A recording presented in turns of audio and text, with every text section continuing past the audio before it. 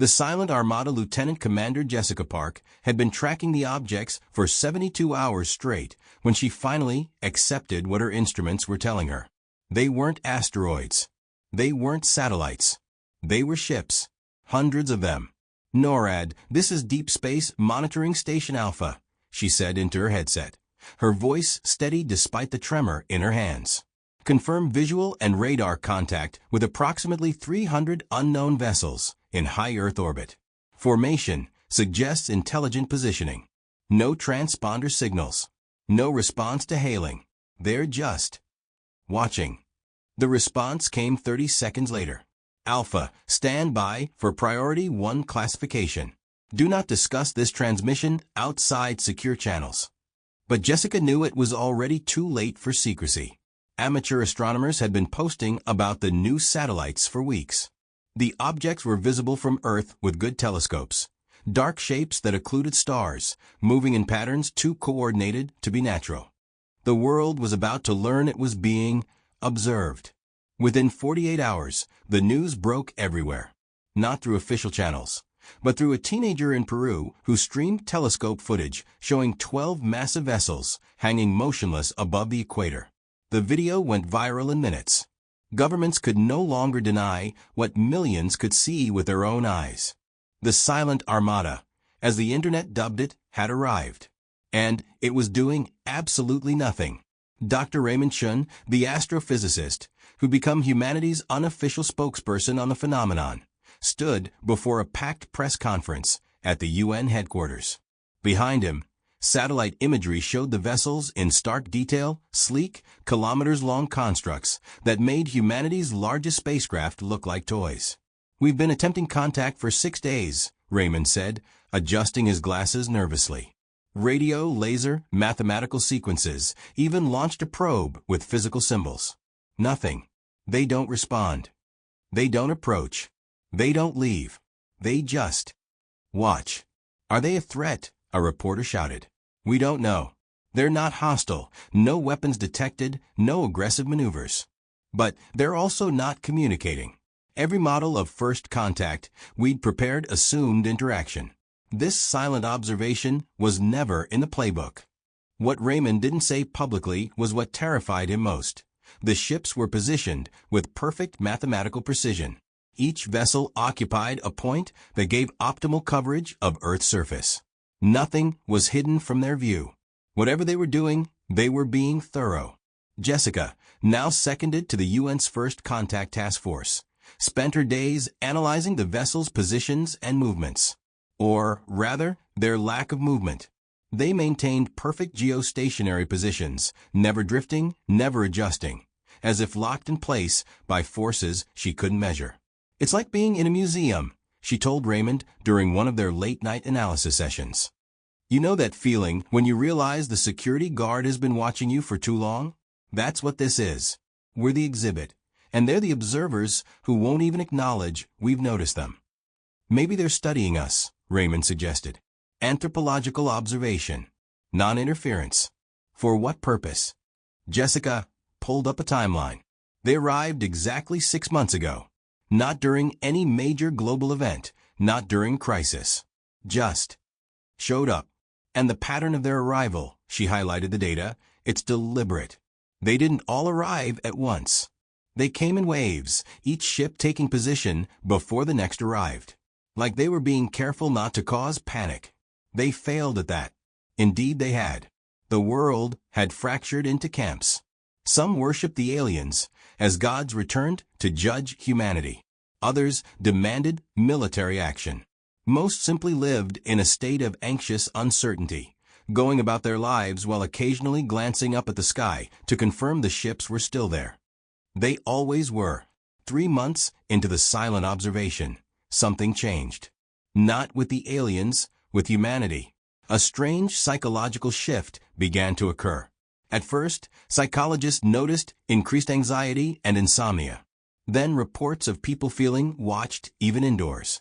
Then something stranger, a collective sense of self-awareness spreading across the globe. Dr. Amara Williams, a sociologist recruited to the task force, presented her findings to the team. Crime rates have dropped 40% worldwide. Domestic violence is down. Even minor infractions like littering and traffic violations. People are behaving as if they're being evaluated. They are being evaluated, Jessica said. At least that's what everyone believes. But here's what's interesting, Amara continued. It's not fear driving the change. People aren't acting better because they're afraid of punishment. They're acting better because they're aware they're being seen. There's a philosophical concept called the gaze of the other, the idea that we become more fully ourselves when we know we're observed. The aliens aren't doing anything, but their presence is changing us.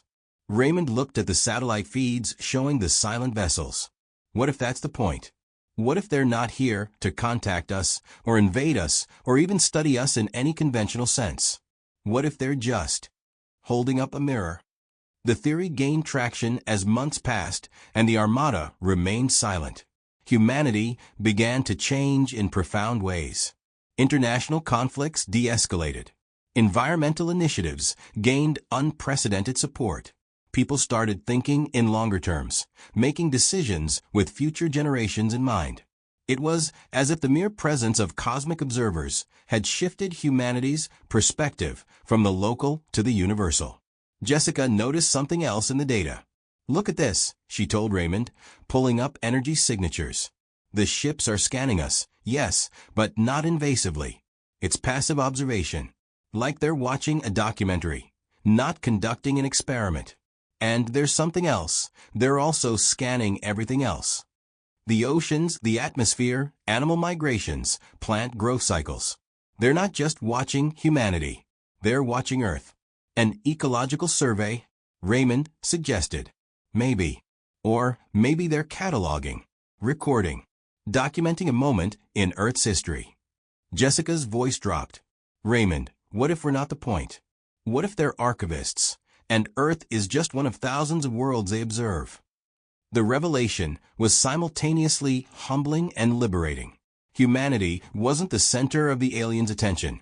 It was simply part of a larger picture they were recording. Then, on day 267 of the silent observation, everything changed. Every ship in the Armada suddenly activated a light, a soft, bioluminescent glow that painted the night sky in shades of blue and green. For the first time, they were making themselves deliberately visible, unmistakable, beautiful. And then they began to move. Not toward Earth, but away. Slowly, gracefully, they broke formation and began accelerating toward the outer solar system. Within an hour, the first vessels had disappeared beyond Mars. Within 6 hours, they were all gone. The world watched in stunned silence as its observers departed as mysteriously as they'd arrived. No message, no explanation, no goodbye. Jessica and Raymond stood in the monitoring station, staring at empty space where the Armada had been. Around them, task force members struggled to process what had happened. Why now? Jessica whispered. After 9 months of watching, why leave without a word? Raymond pulled up the last readings from the vessels before they departed. Energy signatures, trajectory calculations, final scan data. He stared at the screen for a long moment, then began to laugh, a sound of wonder rather than humor. What? Jessica demanded. Look at the timing. They left exactly at the moment when global cooperation reached a critical threshold. When the majority of humanity simultaneously chose to prioritize collective well-being over individual gain, even by fractional percentages. They waited for us to change. But why not contact us? Why not confirm what we'd achieved? Raymond shook his head slowly. Because that would invalidate it. Don't you see? If they told us what they wanted, we'd have performed for them. We'd have changed to please them, not because we wanted to change. The silence was essential. We had to choose to be better on our own, knowing only that we were being watched. Amara joined them, tears streaming down her face. It's the observer effect, but on a civilizational scale. They weren't studying us. They were giving us the opportunity to study ourselves, to see ourselves as we appeared to cosmic observers, and decide if we liked what we saw. In the days that followed, the world struggled to make sense of the departure. Conspiracy theories flourished. Some claimed the aliens would return with invasion forces. Others insisted they'd never really left. But slowly, a consensus emerged, not from governments or scientists, but from ordinary people around the world. The Silent Armada had given humanity a gift: perspective. For 9 months, everyone on Earth had been reminded that they were not alone in the universe, that their actions might be witnessed by beings far more advanced than themselves.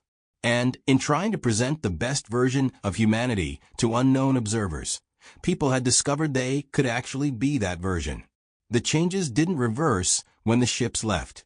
Crime rates stayed low. Cooperation remained high.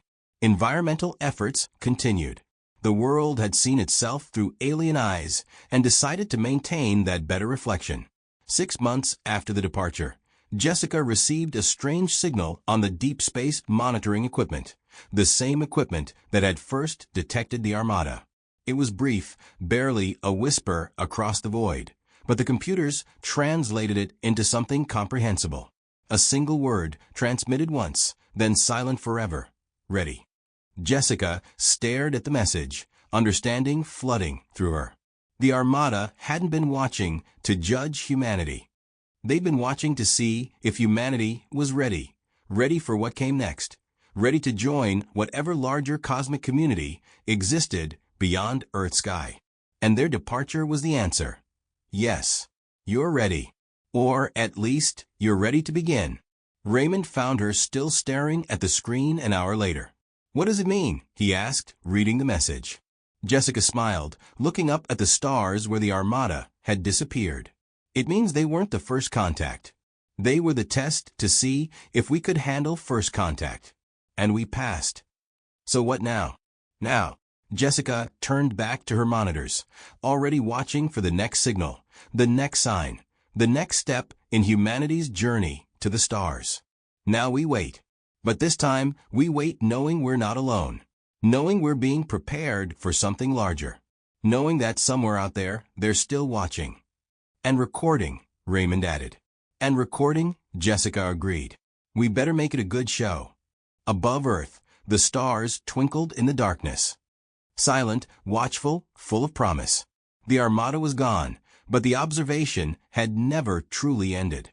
It had simply evolved from external to internal. Humanity had learned to watch itself with the same curious, patient gaze the aliens had demonstrated. And in learning to see themselves as worthy of observation, they'd become worthy of contact. The Silent Armada's work was complete. They had given humanity the greatest gift possible, the chance to choose who they wanted to be, knowing the universe was watching. Humanity had chosen wisely. And somewhere in the depths of space, the archivist recorded that choice, adding Earth to a list of worlds ready for the next chapter, the next contact, the next evolution. The silence had spoken volumes.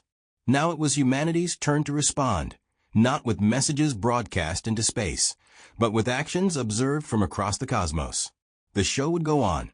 And this time, humanity knew they had an audience worth performing for themselves, reflected in alien eyes, becoming something greater than they'd been. The Armada was gone, but its legacy remained, written in every choice humanity made under the eternal gaze of the cosmos.